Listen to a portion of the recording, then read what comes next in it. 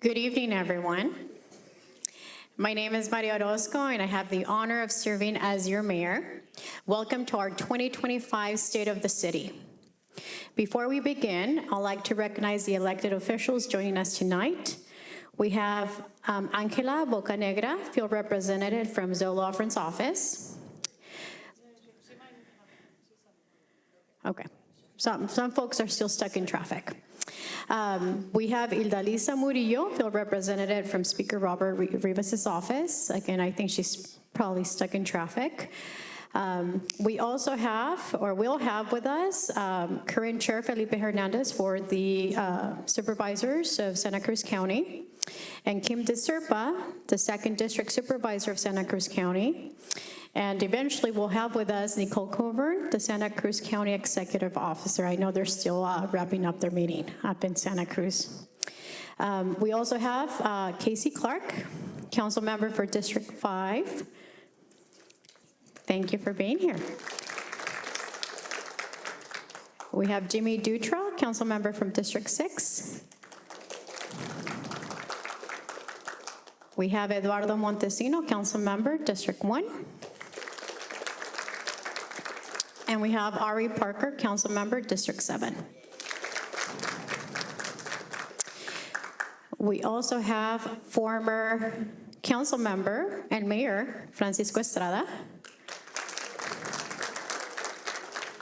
former Council Member and also former Mayor Loa Hurst,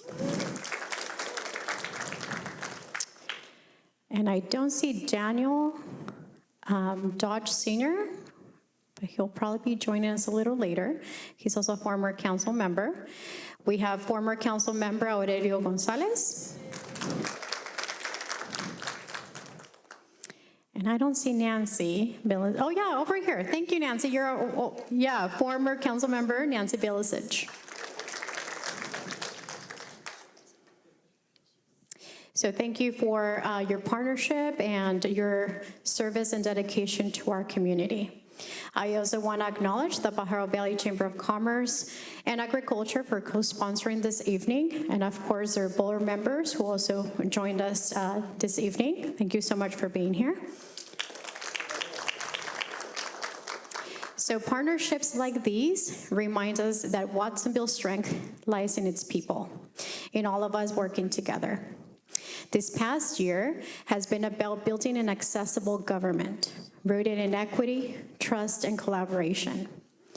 We work to bring City Hall closer to the people, to make it easier to participate, to be heard, and to see the results of that partnership in our neighborhoods.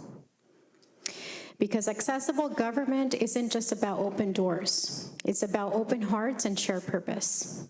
And equity guides everything we do, ensuring that every resident in every part of our city benefits from the progress we make. This work takes teamwork, a council united around shared goals, and city staff who show up every day with dedication and pride. Together, we're shaping a Watsonville that works for everyone. The theme of this year's State of the City, Shaping Watsonville's Future Together, says it best. Because together, we're building a more accessible, equitable, and vibrant city for all. And now to share more about how we're putting that vision into action, I am proud to introduce our city manager, Tamara Vides, who is the first female city manager in the history of the city of Watsonville. That's a big deal. And who has served our city and its residents for almost 3 decades. Thank you so much, Tamara.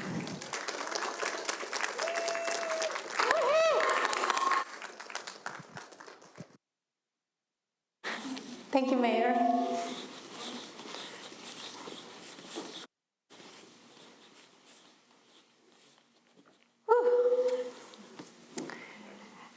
Good evening, everyone. Thank you so much for being here this evening.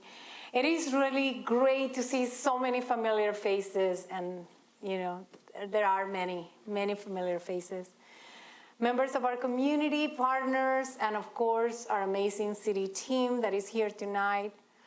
Your presence here tonight says a lot about how much we all care about Watsonville and the people who call Watsonville home. I want to take a moment to thank our mayor and our council members. Your leadership and your support makes a difference in the work we do. Thank you. And also, I want to say thank you to the incredible city staff that comes to work every day very, very hard to serve this community. Tonight,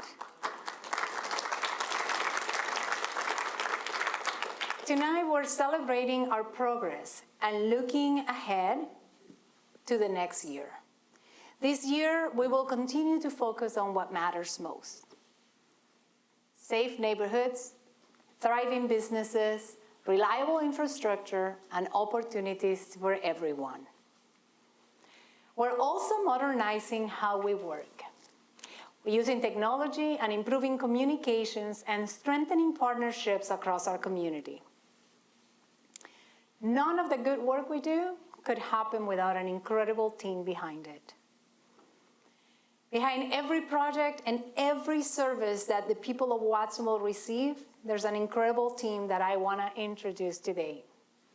The leaders of the departments that guide our work. I'm really proud to be working alongside this team. I want to introduce Airport Director Raven Williams, our Deputy City Manager Natalie Manning, our Acting Chief Corey Schaefer, our Interim Police Chief David Rodriguez, our Deputy City Manager Nate Kalubakwe, our Library Director Alicia Martinez, our Public Works Director Courtney Lindbergh. Come on. Our Finance Director Marisa Duran, and our Community Development Director David Berletic. That is one heck of a team, I tell you that. And I'm very proud to work alongside them. Now, let's talk about what guides our work. Everything we do here in the city of Watsonville starts with listening to our community. Through surveys, conversations, community meetings, our residents have shared with us what matters most to them. And their feedback continues to shape the priorities for the year ahead. Two themes have come through loud and clear in our annual community survey: infrastructure and supporting economic development to local business growth. Those are our two top priorities. But there's a lot more on the screen that you can see that are big themes that came up through very robust engagement. And of course, we cannot forget that there is significant planning behind every effort that we do. The City Council adopted the fiscal year 25-27 strategic plan, aligning their priorities with community needs and the city budget. This plan sets a clear and forward-looking vision for the organization and the services we deliver. One great example of that vision in action is our neighborhood traffic management plan, which allows us to work directly with our community to identify problem areas and implement real visible improvements. This past year, for example, our team installed flashing beacons at 6 locations, added 7 new stop signs, and updated signage and striping on 5 city streets. All of these work done with a special focus around schools.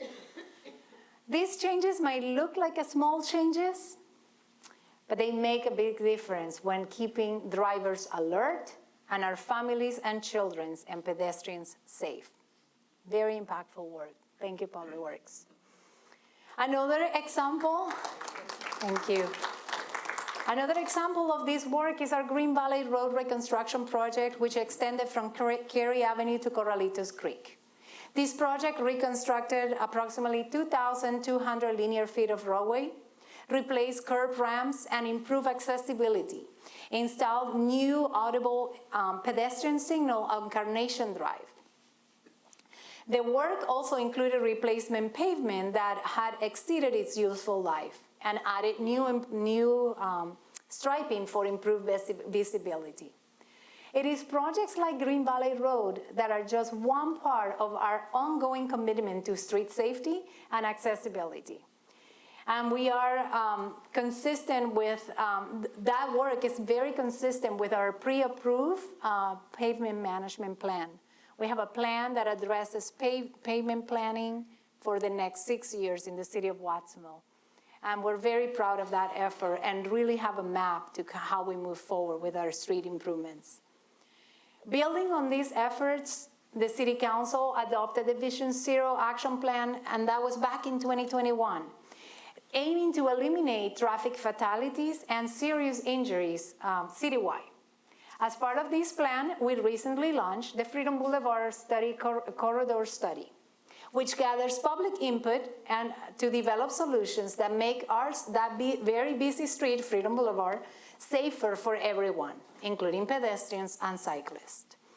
In addition, we're very proud to announce our city-wide street lighting program, a project that residents have been eagerly awaiting, and one of the most common concerns we hear from our community.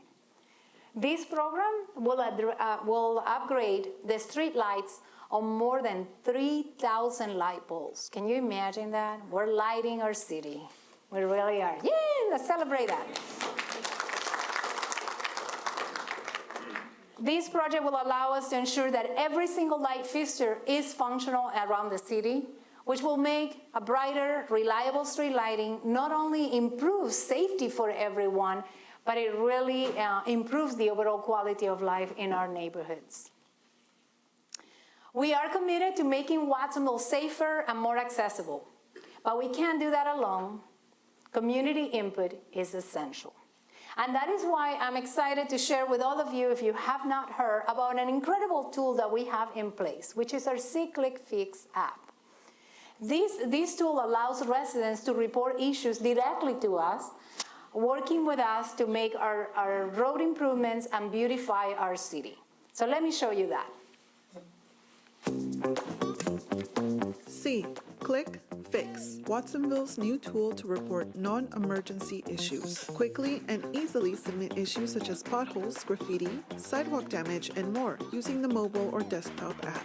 Choose a location, describe the issue, submit a photo, and See-Click Fix will keep you updated on its progress. Visit watsonville.gov or download the See-Click Fix app today. If you haven't downloaded, I hope you do before you leave today, because it's a great tool, and it goes directly to the people that do the good work. Just as safe roads and reliable infrastructure keep our city moving, stable housing and supportive services keep our community thriving. That is why addressing homelessness continues to be one of our top priorities. Last month, the City Council adopted Watsonville's first ever homeless plan, a milestone step in aligning and coordinating and collaborating efforts to help individuals experiencing homelessness secure stable housing. The plan combines strategies with new initiatives to maximize opportunities and maintain safe and clean streets for all. Our plan focuses on ending suffering on the streets, sharing and protecting public spaces, and creating opportunities. Building on these, we expanded our partnership with Community Action Board through our homeless outreach program. A great success that pairs a police services specialist with a homeless service navigator, connecting directly with individuals that are experiencing homelessness and linking them to essential services. It has proven to be a real good tool. Strong communities need both housing and opportunity. That is why the next focus that we're going to talk about is driving economic development by supporting local businesses, creating jobs, and revitalizing our neighborhoods and downtown. Through our Mayor on the Move series, Our mayor has been highlighting local businesses and showcasing the entrepreneurs and workers who contribute to our local economy. These stories that we have heard visiting these businesses not only celebrate the success of these small businesses, but aim to support job growth, workforce development, and encourage our residents to shop locally. And I want to put in a plug right there, and this is off my script. December 6th, shop locally. Our local Chamber of Commerce is hosting a Shop Local event. December 6th, mark your calendars. There's going to be many businesses that we can support in our community. So that's an awesome opportunity. I am also very proud to share with you that we have processed 87 new business licenses in our community from October 24 to 25. So we're seeing growth. To make downtown and neighborhoods easier to navigate, also in support of economic development, we're implementing our citywide wayfinding system. Phase 1 will feature 7 pylons at the entrance of the city. Those are the ones on the picture in the middle. And 2 digital screens that will guide visitors, support tourism, and boost local business visibility. Overhead street signs are planned for future phases, but those will also be revamped.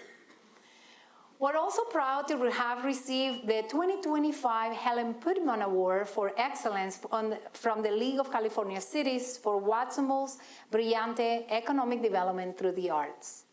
This project transformed the Civic Plaza parking garage, you probably saw it when you came in, into 12,500 square foot mosaic mural that celebrates our agricultural roots, cultural diversity, and community spirit. Building on this success, the city is now pursuing a Downtown Art District designation, officially recognizing downtown as a hub for public art, cultural programming, and tourism. Yeah, and that's happening right now. As we keep investing in Watsonville growth, we're also making sure our finances stay healthy and operations remain transparent and efficient. I was asked today, what about the budget? Let me tell you, this is the budget. The City Council adopted a balanced budget of more than $300 million for fiscal year 25-27. $300 million.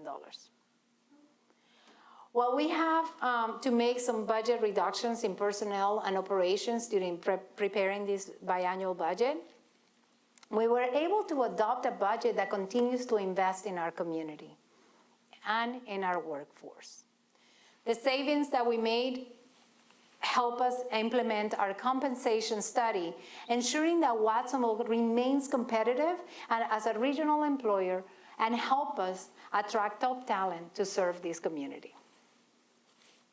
To make sure our financial foundation stays strong, we recently launched a service and utility fee study that help us plan for the future of Watsonville and our future needs, make sure that we maintain reliable funding for essential programs.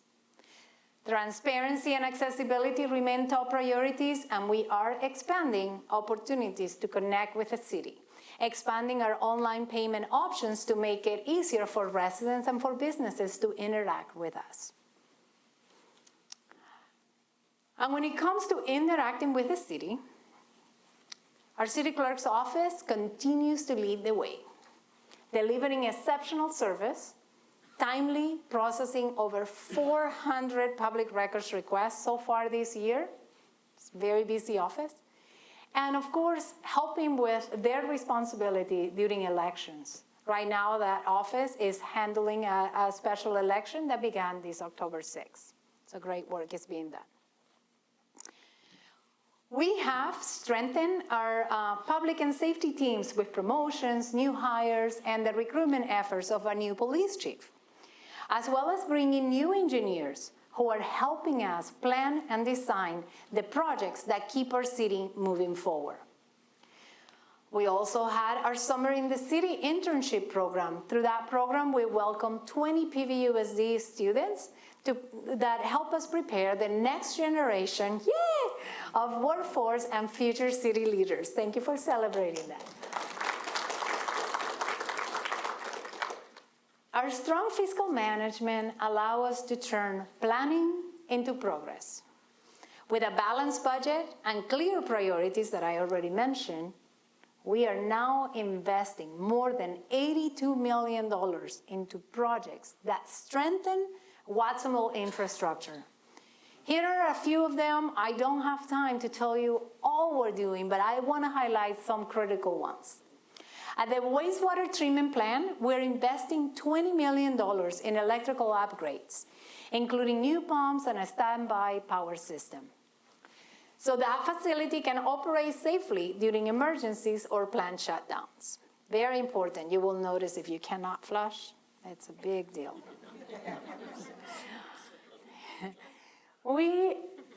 For our water system, we secure a $6 million grant that is helping us rebuild our Well 4 and our Zone 2 reservoir. Both of these projects are critical and very important to support our resilience to provide clean water to our community. We also reopened this year our landfill, something we're very proud of. Completing Cell 4, which is a 7.1-acre facility, is designed to serve our community for the next 25 years. That's a big deal. We were driving our garbage outside of the city for a while. We can do it locally now. Cell 5 is planned in the future, so we will have a resilient landfill for a while. Funded in part by a $6 million loan, this project included several upgrades that will allow us to process 60 tons of solid waste daily in a cost-effective and sustainable way. So we're very proud of that accomplishment. We are all, while we're using our resources to enhance community services, community spaces, where people can learn, gather, and connect, thanks to Watsonville voters who approved Measure R, our library is evolving into a vibrant, innovative, and inclusive community center space. Let's take a look.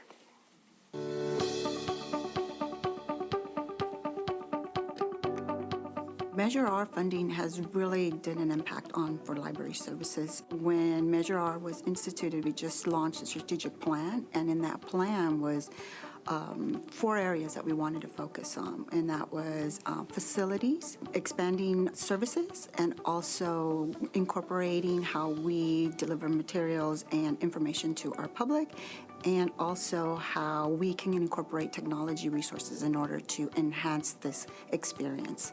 And so Measure R has allowed us to really focus on our outreach services via our bibliovan, and also an opportunity to incorporate technology in this department in the sense to be more interactive by purchasing a light bright that is in, and also old school video gaming consoles in the teen area, so that we incorporate play in our play areas and our spaces as part of our learning.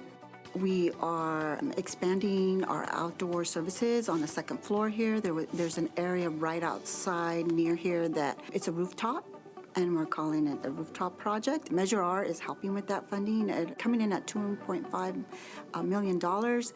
And that project, it's going to be amazing. We're incorporating an outdoor cafe pavilion to serve coffee, tea, and pastries. So normally it's traditionally you don't eat in the library, but that's an area where people can go out. We are going to be able to upgrade all our technology access points for Wi-Fi so that they have connectivity out there and faster bandwidth, high-speed internet, and all locations, both here and at the Freedom Library. But the outdoor area is just going to be amazing. We have been so fortunate. Measure R has been able to enhance our programming, bring in more storytellers, more performers. And then we've also been able to do programming that is much more engaging with our community, that is diverse, and also centered around social justice and reform issues in our communities. One of our key things that we like to do is incorporate and not just be in the library, but be out in the community also.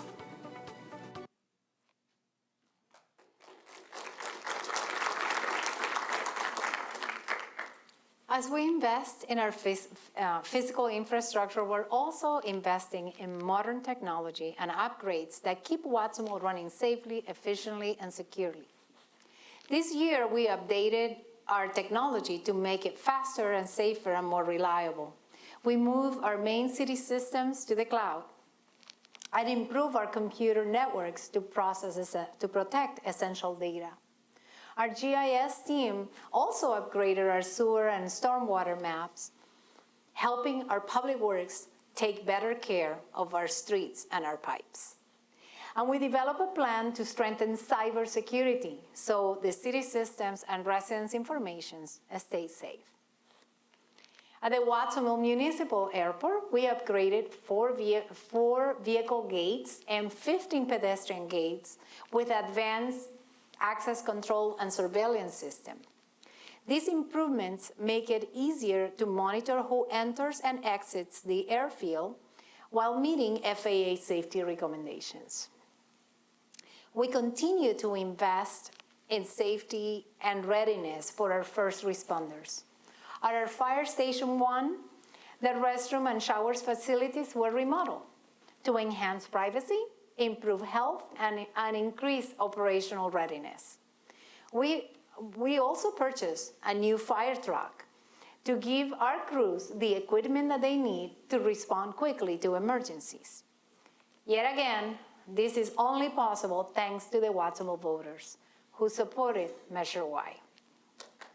Yay. Thank you. It is equally important that we invest in our spaces and programs that bring our community together and enhance the quality of life.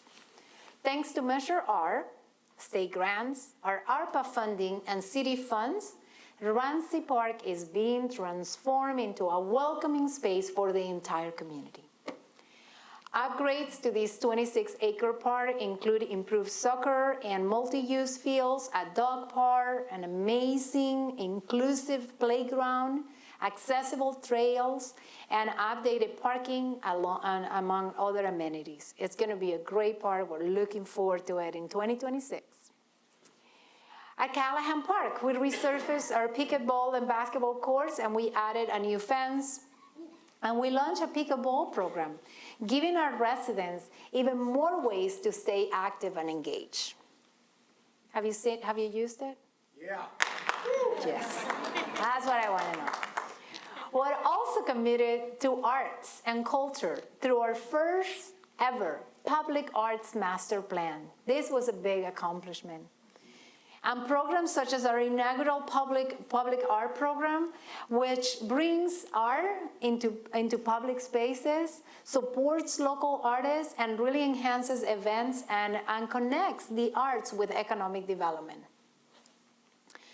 Our community programs continue to grow, offering opportunities for youth, for teens, and for older adults through sports, special events, and educational initiatives, including the Caminos Hacia el Éxito program, the Youth Cadets, and the Police Activity Leagues, and many more. While our parks and programs enrich daily lives, strong partnerships multiply their impact, connecting residents with resources and the support that they need. The Pájaro Valley Collaborative brings together more than 25 nonprofit agencies and public institutions in a collaborative effort to improve health and wellness, economic mobility, and community engagement across the region. We are a proud partner.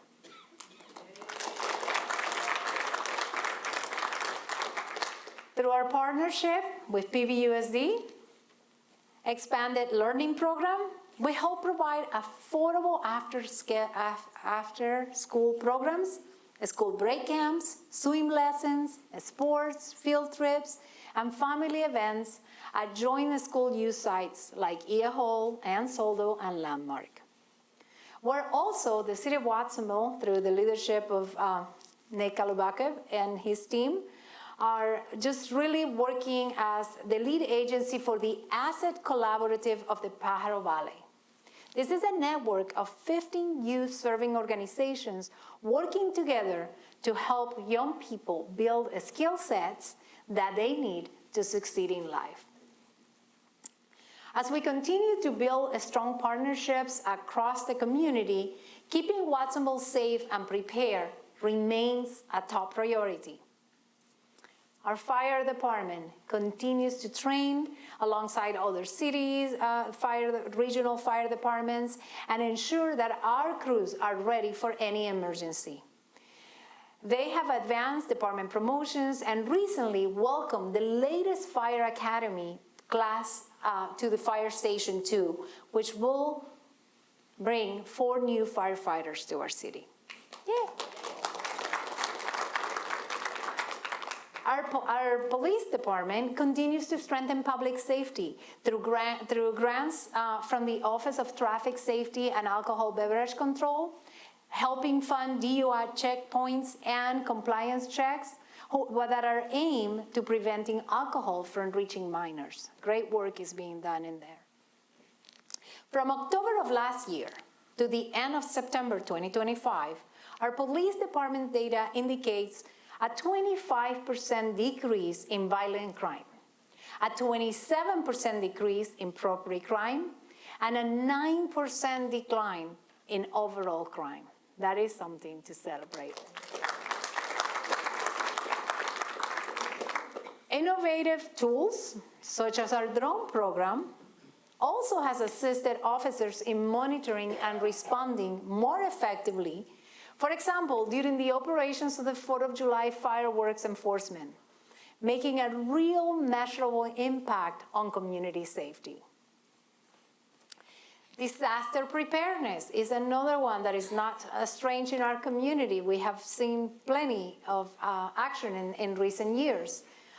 Every year, our public works team prepares for stormy weather emergencies, maintain our flood channels, and our storm drains clean and prepare, doing routine maintenance and training for staff to respond quickly.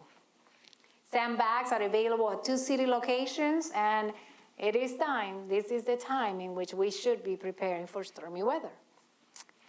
Looking ahead, we have several exciting projects, probably too small to read if you are like me, but we have events and programs that will continue to enhance our community quality of life. This winter, and mark your calendars again, we're gonna host Night of Lights, Noche de Brillo. On Sunday, December 14, it's a one-day in-person holiday event featuring snow, a Christmas train, and a new light parade down Main Street, bringing the community together for a festive celebration. We are also moving forward with major projects. As you heard, the grand opening of Ramsey Park will be in 2026. Our city plaza will be remodeled. Our library rooftop is in the process of being built. We're also going to continue working on our Main Street improvements. We're introducing Mio car sharing, which is a great initiative coming to our city now. And of course, we're also going to see a much needed Caltrans sidewalk repair on Main Street near Nob Hill, if you know which portion, yeah, that's coming. Speaking of the future, I would be remiss not to mention the 2050 general plan is underway.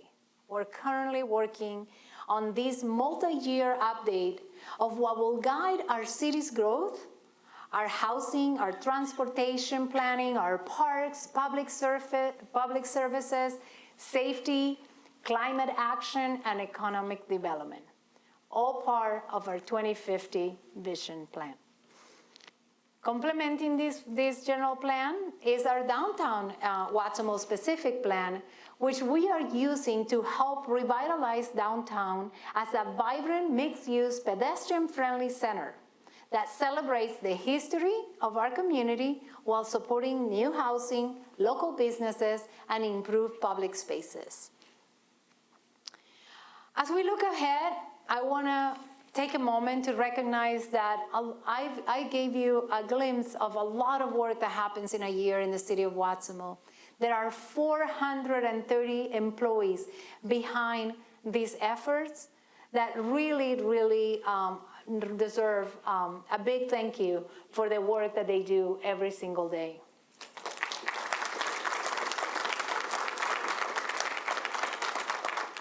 Our final message, a heartfelt thank you.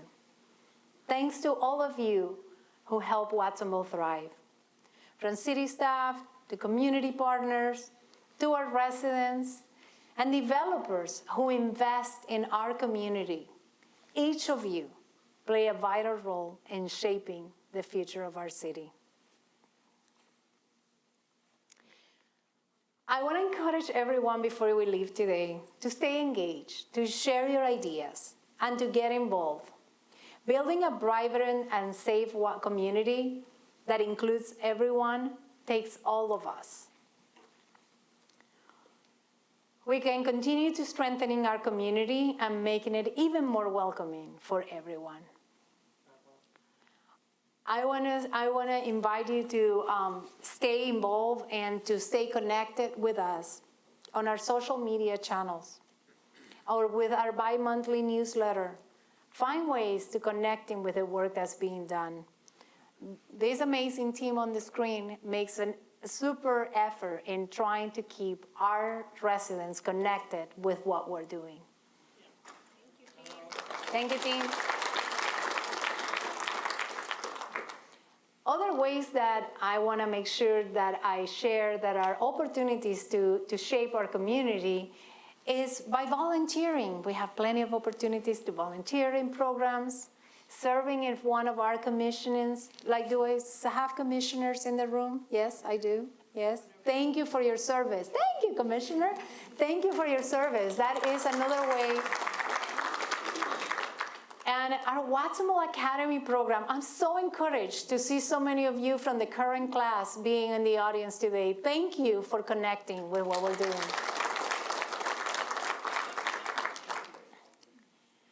And with that, there's so much more that I could say about the work that we're doing.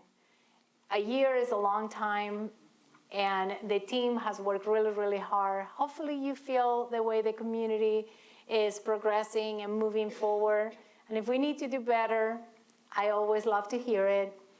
I want to thank you for spending this time with us. I just really feel honored by your presence, by your care, and the fact that you care enough to show up tonight and listen. I want to invite you to continue to build community next door. Our team has done a great job in hosting a small reception so where we can connect with one another and just really continue connecting those ideas that make our city stronger. I want to conclude our program with a big thank you to Suriel Vasquez, Michelle Pulido, and Jessica, who just helped us build this program that you enjoyed today. So thank you so much, you guys. All right, so that's the end of our program, and I want to see you all next door. Please stop by.